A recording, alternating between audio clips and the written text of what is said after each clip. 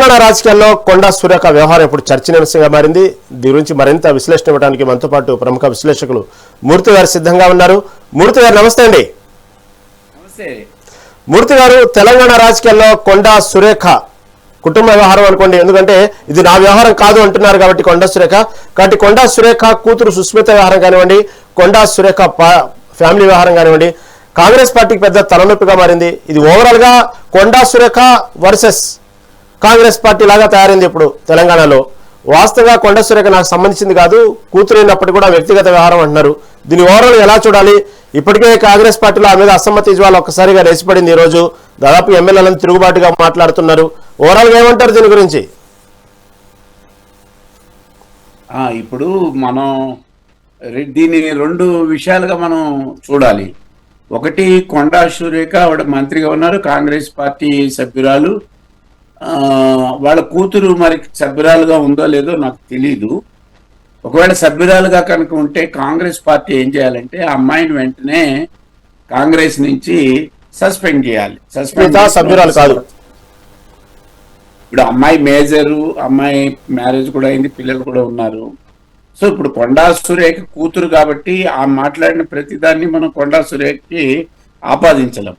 అయితే నేపథ్యం కనుక చూస్తే ఒకసారి ఇప్పుడు రేవుల ప్రకాష్ రెడ్డి గారు కానీ ఆ వరంగల్ ఉమ్మడి జిల్లాలో ఉన్న వాళ్ళు కారణాలు ఏవైనా కొండా సురేఖ తోటి కాస్త కాంట్రవర్సీ ఉన్నాయి. ఆ కాంట్రవర్సీస్ మీద ఇంతకుముందు క్రమశిక్షణ సంబంధించిన కమిటీ కూర్చొని మాట్లాడారు, కాంప్రమైజ్ చేశారు. ఇప్పుడు లేటెస్ట్గా వాళ్ళ అమ్మాయి తాను ఎవరు ఒక సీతా దయాకర్ అనుకుంటా వాళ్ళకి ఇచ్చిన పోస్ట్ మీద విమర్శించడం ఇవన్నీ చేస్తుంది. అంటే ఆ కుటుంబం మొదటి నుంచి కూడా కాంగ్రెస్తో ఉన్నాం, కాంగ్రెస్ కష్టాల్లో ఉన్నప్పుడు మా కుటుంబం నిలబడింది, ఇవన్నీ చెప్తున్నారు. అవన్నీ బాగానే ఉన్నాయి. అలాగే అదేవిధంగా మా పార్టీలో తగిన స్థానం లేదు అని చెప్పడంలో కూడా తప్పేం లేదు. కాంగ్రెస్లో దాదాపు రాజగోపాల్ రెడ్డి గారే మనం చూస్తూనే ఉంటాం, ప్రతిసారి కాంట్రవర్సీ తన మంత్రి పదవి ఇవ్వలేదనే దాని మీద మాట్లాడుతూ ఉంటారు. సో ఈ రకంగా కాంగ్రెస్ కుటుంబాల్లో వాళ్ళకి అన్యాయం జరిగిందన్న కుటుంబాల్లో ఒక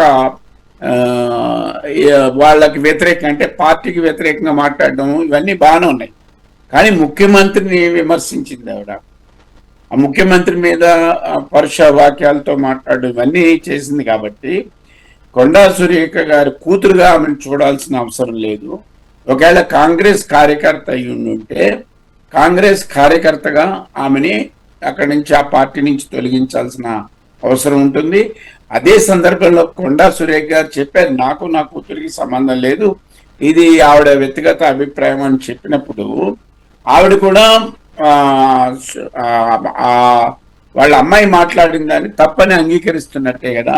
అందువల్ల ఇది నేను అనుకుంటాను, ఇలాంటి టీ కప్లో తుఫాన్ లాంటివి చాలా వచ్చినాయి కొండా సురేఖ మురళీ గారి కుటుంబంలో. ఇప్పుడు మూర్తి గారు అయితే అక్కడ అక్కడ రేవుల మూర్తి గారు ఇలాగా వర్ణాలకు మధ్యన ఒక మీరు చెప్పినట్టు ఇప్పుడు అదే సమస్య ఉంది. ఇప్పుడు అదే మీరు చెప్పినట్టు విషయంలో మూర్తి గారు ఉంది, కానీ ఆవిడ్ని ఒంటరి చేసి కాంగ్రెస్ కి దూరం చేయాలనే వాళ్ళు కూడా చాలా మంది ఉన్నారు.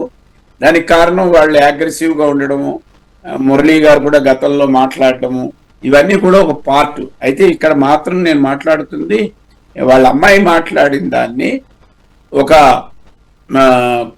కాంగ్రెస్ కార్యకర్త కాదు అనే వైపుగా చూస్తే అది అసలు కాంట్రవర్సీ కాదు.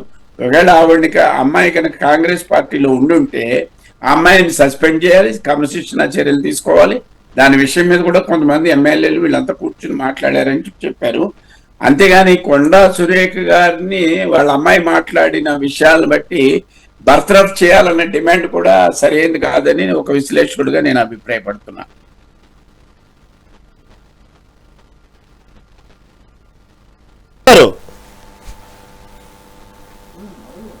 మూర్తి గారు, మీరు ఇందాక అన్నట్టు టీ కప్లో తుఫాన్ అన్నారు.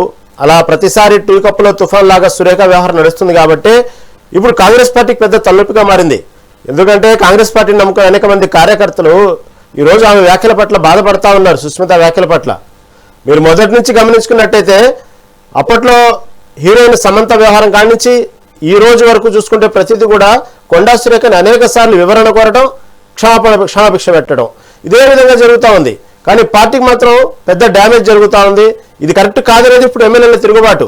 మీరు చెప్పినంత ఈజీగా టీ కప్పులో తుఫాన్లు అనేది ప్రస్తుత పరిస్థితి. ప్రస్తుతానికి రేవంత్ రెడ్డి కూడా విదేశాల్లో ఉన్నారు. ఈ సమయంలో పరిణామాలు ఎట్టుంటాయనేది కూడా ఒక రకమైన చర్చనీయాంశంగా మారింది. ఎందుకంటే ఏమో సంకేతాలు ఉన్నాయేమో, లేదు కాబట్టి నేను ఫారెన్ ట్రిప్లో ఉన్నాను అనే ఒక నెపంతో తీసుకోవాల్సిన చర్యలు తీసుకోవచ్చేమో మహేష్ కుమార్ గౌడ్. నేను భావిస్తూ ఉన్నాను కాంగ్రెస్ లో ఇది ఇప్పుడు ఉన్నది కాదు, నల్గొండ జిల్లాలో కూడా చూస్తున్నాం మనం. రాజగోపాల్ రెడ్డి గారు ప్రతిసారి కాంట్రవర్సీ అవుతున్నారు. కాంట్రవర్సీ అవుతూనే కాంగ్రెస్ లో కొనసాగే ఒక సంప్రదాయం ఉంది అక్కడ. వాళ్ళకి మోరు డెమోక్రటిక్ అని చెప్పుకుంటారు. బజార్లో పడి ఇంతకన్నా ఘోరంగా తిట్టుకున్న ఇవి కూడా మనం చూసాం గతంలో. కాబట్టి ఇప్పుడు వాళ్ళ అమ్మాయి మాట్లాడింది, ఆమెకి అంటే ఇప్పుడు ఒక న్యూస్ లో ఒక ఐటమ్ కావచ్చు, లేదా ప్రతిపక్షాలకి ఒక అవకాశం కావచ్చు, కాంగ్రెస్ పార్టీకి ఒక తలకాయ నొప్పి కావచ్చు. కానీ అది ఆవిడ్ని బర్తరఫ్ చేయాలని, ఆవిడ్ని పార్టీ నుంచి తొలగించాలనే డిమాండ్స్ ఏవైతే ఉన్నాయో అవి సరైనవి కావు అని నేను చెప్తున్నాను. ఇంతకుముందు కూడా వాళ్ళ పిఏ విషయంలో మనందరికీ కూడా తెలుసు, పిఏ విషయంలో జరిగిన అంశం కూడా మనం చూసాం. కాబట్టి నేను అనేది ఏంటంటే కొండా సురేఖ గారు కూడా తీసుకోవాలి, కుటుంబ పరంగా ఇలాంటివి రాకుండా చూసుకోవాల్సిన బాధ్యత ఉంది కుటుంబ సభ్య పెద్దగా. అదే సందర్భంలో ఆవిడ అమ్మాయి ఏం చిన్న అమ్మాయి కాదు, పెళ్లి అయిపోయింది, పిల్లలు ఉన్నారు, ఆమె స్వతంత్రంగా ఉంది, ఆమె చాలా డేర్గా మాట్లాడుతున్నది. నాకు ఏమైనా పర్వాలేదు, ఈ పోరాటంలో నేను చనిపోయినా పర్వాలేదు, మా అమ్మని వాళ్ళని చూసుకోవడానికి మా పిల్లలు ఉన్నారని ఆవిడ కొంత అగ్రెసివ్ గాని చెప్పింది. వాళ్ళ తండ్రి నన్ను భయం లేకుండా పెంచాడు అని చెప్పేసి కూడా చెప్తూ ఉన్నది. సరే, అవన్నీ ఒక యువతగా తను పెరిగిన సంప్రదాయాల్లో మాట్లాడే అంశాలు. కానీ ముఖ్యమంత్రి గారి మీద ఆ విధమైన మాటలు అవి కాంగ్రెస్ కి తలనొప్పిగా మారినా కూడా కాంగ్రెస్ వాటన్నిటినీ సక్సెస్ఫుల్ గానే పరిష్కరించుకుంటుందని చెప్పి నేను భావిస్తూ ఉన్నాను. కొండా సురేఖ వాళ్ళ ఫ్యామిలీకి వ్యతిరేకంగా ఉండేవాళ్ళు సాధారణంగా ఏదైనా సందు దొరికితే వాళ్ళని బ్లేమ్ చేయాలనే అవకాశాలను వెతుకుతూ ఉంటారు. ఇప్పుడు ఈ విషయం మీద ఆవిడ్ని బర్తరఫ్ చేయాలి, ఆవిడ రాజీనామా చేయాలని డిమాండ్ రావడంలో పెద్ద ఆశ్చర్యం ఏం లేదు. అది కొండా సురేఖ వాళ్ళ ఫ్యామిలీ దాన్ని మళ్ళా తిరిగి కాంగ్రెస్ లో ఏ విధంగా ఈ సమస్యని పరిష్కరించుకోవచ్చో వాళ్ళకి తెలుస్తుంది. ఆవిడ కూడా విడిగా కలిసి క్రమశిక్షణ చర్యలుగా తీసుకుంటున్న వారు తోటి మాట్లాడుతుంది. సమస్య సర్దుకుపోతుందని చెప్పి నేను భావిస్తూ ఉన్నాను. అయితే మూర్తి గారు, మీరు చెప్పినట్టు వాస్తవంగా సరే, కొండా సురేఖ చూసుకుంటే సుస్మిత కూడా పెళ్ళైంది, పిల్లలు ఉన్నారు, ఆమె యొక్క వ్యక్తిగతం అవసరమైతే ఎంత దూరం వెళ్తాం అంటున్నారు, బాగానే ఉంది. ఇప్పటికే కాంగ్రెస్ పార్టీలో ఇటు పక్క రాజగోపాల్ రెడ్డి, ఇటు పక్క చిన్నారెడ్డి వాళ్ళ నిరసన గళం ఎంత బహిరంగంగా చెప్తున్నారో తెలుసు. ఇలాంటి సందర్భాల్లో ఎవరికి వాళ్ళు కాంగ్రెస్ సీనియర్ లీడర్లు అందరూ కూడా వాళ్ళు ఉన్నటువంటి నిరసనని, నిస్సహాయత మొత్తాన్ని కూడా వాళ్ళ పిల్లల చేత వ్యక్తపరచవచ్చు కదా. మాకు వాళ్ళ కుటుంబం సంబంధం లేదు, కొడుకునేంత మాత్రాన వాళ్ళకంటూ ఒక సొంత అభిప్రాయాలు ఉంటాయి, ఈ విధంగా ఎవరికాళ్ళు వ్యక్తపరచవచ్చు కదా. దీన్ని ఎక్కడ ఇప్పుడు ఈ సమయంలో ఖండించకపోతే ప్రతి నాయకుడు ఉన్నటువంటి వాళ్ళ పిల్లల్ని పార్టీ మీద కానివ్వండి, రేవంత్ రెడ్డి మీద ఉన్నటువంటి అభిప్రాయాన్ని, నిరసనని, నిస్సహాయతని ఈ విధంగా వ్యక్తపరచవచ్చు కదా. నేను మొదటి నుంచి కాంగ్రెస్ ని చూస్తూనే ఉన్నాము. కాంగ్రెస్ ఇలాంటి విషయాల్లో చీలిపోతుంది, నిలువున కూలిపోతుంది అనుకున్న సందర్భంలో దాన్ని నిలబెట్టి, దాన్ని తిరిగి పట్టాల మీద పెట్టి మన తెలంగాణలో అధికారాన్ని రేవంత్ రెడ్డి గారు తీసుకురావడం అనేది తిరిగి మళ్ళా కాంగ్రెస్ శ్రేణుల్లో ఆశలు చిగురింపజేస్తున్నాయి. రెండోది, అక్కడ మనకి సెంట్రల్ నుంచి ఉన్న మీనాక్షి గారు చాలా సమర్థవంతంగా ఎవరైతే 5 ఏళ్ల పాటు కాంగ్రెస్ లో 5 ఏళ్ల నుంచి పనిచేస్తున్నారో వాళ్ళందరికీ అవకాశాలు ఇవ్వాలి, యువతను ముందుకు తీసుకురావాలి అని ఆవిడ చాలా సిన్సియర్. ఆవిడ కాంగ్రెస్ లో ఒక పట్టు కలిగిన మనిషి. ఆవిడ ఇటువంటి వాటినన్నిటినీ ఏ విధంగా సర్ది చెప్పాలి, ఏ విధంగా చర్యలు తీసుకోవాలన్నది ఆవిడ క్రమశిక్షణ చర్యల్లో ఆమె వెనక్కి పోదు. నేను చెప్పొచ్చేది ఏంటంటే ఇవన్నీ కూడా టీ కప్ లో తుఫాన్ లాగా అప్పుడప్పుడు చెలరేగుతూ ఉంటాయి. ఆ అసంతృప్తిగా మాట్లాడడం వల్ల ఆ కుటుంబాలకి నష్టమే. ఇప్పుడు ఏదైనా ఉంటే తిరిగి అధిష్టానం దగ్గరికి వెళ్ళి చెప్పడము, లేకపోతే ఢిల్లీలో కలవడం, ఇటువంటివి జరిగి లోపాయికారిగా చేసుకోవాల్సిన అవసరం ఉన్నది. అంతవరకు ఎందుకు రేవంత్ రెడ్డి గారు తను ఈ పదవి జరిగించుకోవడానికి డబ్బులు పంచారని చెప్పేసి కాంగ్రెస్ లో చాలా ప్రధాన నాయకత్వం మీద ఆయన ఆరోపించి మాట్లాడిన అంశాలు కూడా మనం చూసాం ఆయన పిసిసి అధ్యక్షుడిగా అయినప్పుడు. కాబట్టి ఇవన్నీ కూడా కాంగ్రెస్ తట్టుకుని నిలబడగలుగుతుంది. ప్రతిపక్షాలకి ఒక ఆయుధంగా ఉండొచ్చు, కానీ ఇవన్నీ ఎన్నికల ముందుకు వచ్చేసరికి సర్దుకుంటాయని చెప్పేసి నేను భావిస్తున్నాను. సరే, చివరిగా మూర్తి గారు, కొండా సుస్మిత చెప్పినట్టు ఇప్పుడు ఇంతకీ తెలంగాణకు సీఎం రేవంత్ రెడ్డి లేకపోతే పొంగులేటి, ఈ వ్యాఖ్యల వెనక అసలు ఏంది? ఒక రకంగా కాంగ్రెస్ పార్టీలో ఉన్నటువంటి కొండా వర్సెస్ కాంగ్రెస్ కు చూసుకోవాలా, లేకపోతే కాంగ్రెస్ పార్టీలో ఉన్నటువంటి ఏదైతే నిరసన గళం ఇప్పుడిప్పుడే బయటకు వస్తుంది అనుకోవాలా? అంటే ఇప్పుడు రెండు ఉంటాయి.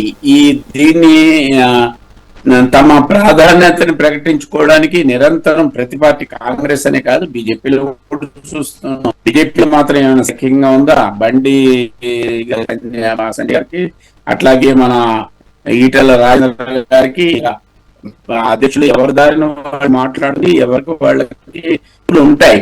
ఇటువంటి సందర్భంలో కొంత అవకాశాన్ని తీసుకోవాలని చెప్పి ప్రయత్నం చేస్తూ ఉంటారు. కానీ 100 సంవత్సరాలు పైబడిన రాజకీయ చరిత్ర కలిగి అనుభవం కలిగి కాంగ్రెస్ పార్టీకి ఇవేమీ కొత్తగా ఉండదు. దీన్ని ఏమి పెద్ద మింగుడు పడని అంశమేం కాదు. దీన్ని అధిగమించగలుగుతుంది. దీన్ని అధిగమించి ముందుకు వస్తుంది. ప్రతిపక్షాలు ప్రయత్నం చేస్తాయి. ఇంటర్నల్ గా అంత బయటకన్నా కూడా ఇంట్లో ఉన్న ఇంటి దొంగే ప్రమాదం అన్నట్టుగా అవి పొంచి ఉంటాయి. వాటిని ఎలా పరిష్కరించుకోవాలనే అనుభవం కలిగిన వాళ్ళు ఈ రోజుని ఉన్నారు. మల్లు రవి గారు దానికి క్రమశిక్షణ దీనికి ఇది ఉన్నారు. సో అందుకని అది పెద్ద సమస్యగా ఉంటుందని చెప్పి మాత్రం నేను భావించడం లేదు. ఇది పరిష్కారం అవుతుంది. దానికి కాంగ్రెస్ కూడా చేయగలిగే శక్తి ఉందని చెప్పేసి నేను భావిస్తున్నా. ఎందుకంటే భారతదేశ వ్యాప్తంగా ఈ రోజు నెంబర్ 1 ముఖ్యమంత్రి ఎవరంటే రేవంత్ రెడ్డి గారి. ఎందుకంటే ఒక చరిత్రని తిప్పేశాడు ఆయన. బీఆర్ఎస్ అనే ఒక పార్టీని ఎదుర్కోవడం, చంద్రశేఖర్ గారిని ఎదుర్కోవడం అంత చిన్న విషయం కాదు. ఆ ఎన్నికల్లో తన స్ట్రాటజీని అప్లై చేసి మొత్తం మిగతా సీనియర్స్ ని అందరినీ నిలబెట్టడం, మంత్రుల యొక్క విషయంలో కూడా ఆయన చాలా జాగ్రత్తగా ఉంటున్నాడు. మీ ఇండివిజువల్ మీరు కాపాడుకోండి, నేను మీ విషయాల్లోకి రాను అని చెప్తూనే అందరినీ ఉమ్మడిగా నడిపిస్తున్నాడు. ఆ చాకచక్యం కలిగిన రేవంత్ రెడ్డి గారు ఈ రోజు కాంగ్రెస్ పార్టీకి ముఖ్యమంత్రిగా ఉండడం, మొత్తం దేశంలో ఉన్న ముఖ్యమంత్రుల్లో ఆయన ఇప్పుడు ఈ రోజు ప్రధానమైన ముఖ్యమంత్రి, 4 రాష్ట్రాల్లో ఉన్న దీంట్లో ప్రధానమైన ముఖ్యమంత్రిగా ఉన్నారు. కాబట్టి ఇక్కడ ఇదేమీ పెద్ద ప్రతిపక్షాలు కోరుకున్నట్టుగా లేకపోతే అంతర్గతంగా ఉన్న కార్యకర్తలు కోరుకున్నట్టుగా మురళి వాళ్ళ అంటే మన కొండా మురళి గారు సురేఖల మీద వాళ్ళనేమి అంత దూరం పెట్టరని చెప్పేసి కొన్ని రోజులకి సర్దుపడుతుందని చెప్పి నేను భావిస్తూ ఉన్నా. రైట్ మూర్తి గారు, రైట్. చక్కటి విశ్లేషణ అందించినందుకు ధన్యవాదాలండి.